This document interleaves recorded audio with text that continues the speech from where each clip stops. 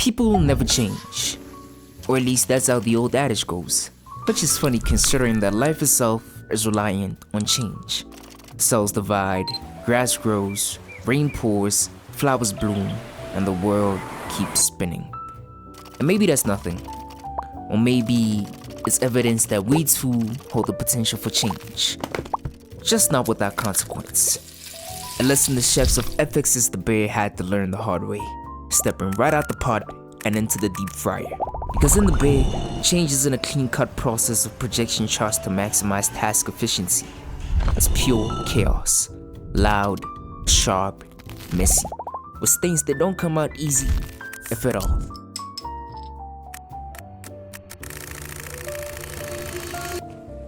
Now, Carmen Bazzato is a first-rate chef trained in some of the best kitchens in the world.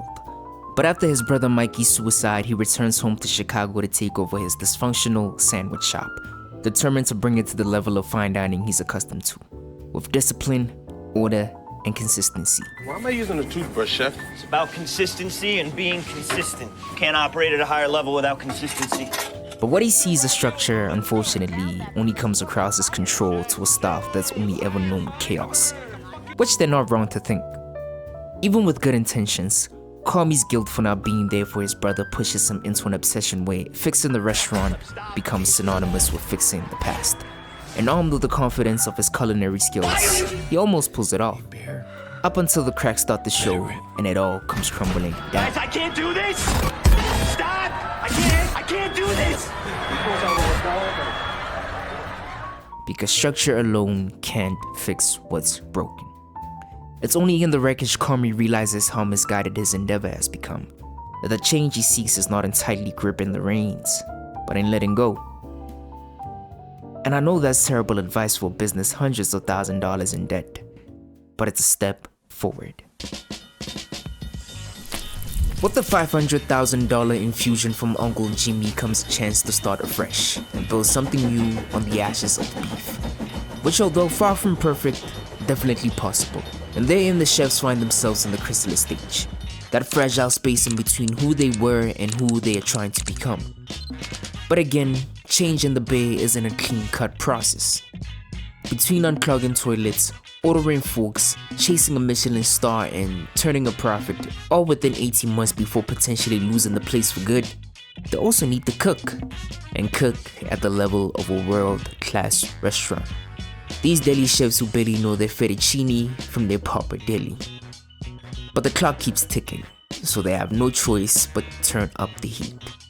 And it's at this stage the show undergoes a change of its own, where what was originally Carmy's story evolves into an ensemble piece, and individual paths emerge from the collective struggle. For Carmy, it's as simple as confronting his trauma and learning to lead from a positive place, fostering a healthy kitchen culture. For Sydney, who's just as skilled and ambitious, is not only vying for a Michelin star, but making up for the failure of her first business. For Tina, who at first saw Sid as a threat, it's about finding her own hunger to compete with the youngins. No pun intended. For Marcus and Sweeps, who were athletes before ending up in this deli, it's about discovering a new calling. But the most profound change comes from the most unlikely place through loudmouth, hard-headed, and proudly traditional Richie, Mikey's best friend and the helmsman of the original beef. To everyone else, Richie's methods are flawed, outdated, and at times outright offensive. But he operates with such a stubborn arrogance it's practically impossible to tell him otherwise. Merry Christmas, lizards! Underneath all that bravado though is a man in mourning, grieving not just his best friend, but a fading sense of purpose. In the kitchen he feels is moving on without him. That is until Carmy sends him to stage at a Michelin-starred restaurant.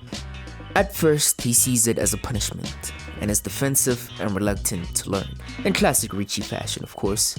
You don't have to drink the Kool-Aid, Richie. I just need you to respect me. I need you to respect the staff, I need you to respect the diners, and I need you to respect yourself. But then, he watches how it runs, feels its rhythm, and slowly rediscovers his value. Where what was loud and chaotic becomes calm and precise. Arrogant becomes charismatic, and reluctance becomes self-belief. But what does it all mean? What exactly do these chefs have to teach us when their new restaurant is just as chaotic, if not more, than the one they left behind? Well, I'm ashamed to admit that it took me 4 seasons just to realize that maybe that is the point. That chaos is a part of growth. That the mess, failure, and discomfort are not just painful setbacks, but stepping stones where learning and transformation beget a gradual push towards something better. But only if someone wills it, of course. Because change, or good change rather, is an act of choice. It's choosing to confront the things left neglected, be it grief, trauma, or bad habits, and choosing to let them go in order to make space for the new. That's what every second counts means. Not to say time is running out. In fact, the bear reminds us that it's never too late to start, which we see in Richie and Tina, who are presumably in the late 40s, but still finding the resilience to evolve and compete in this changing ecosystem. No, every second counts because real growth demands urgency, a constant effort to keep showing up every day when it seems impossible.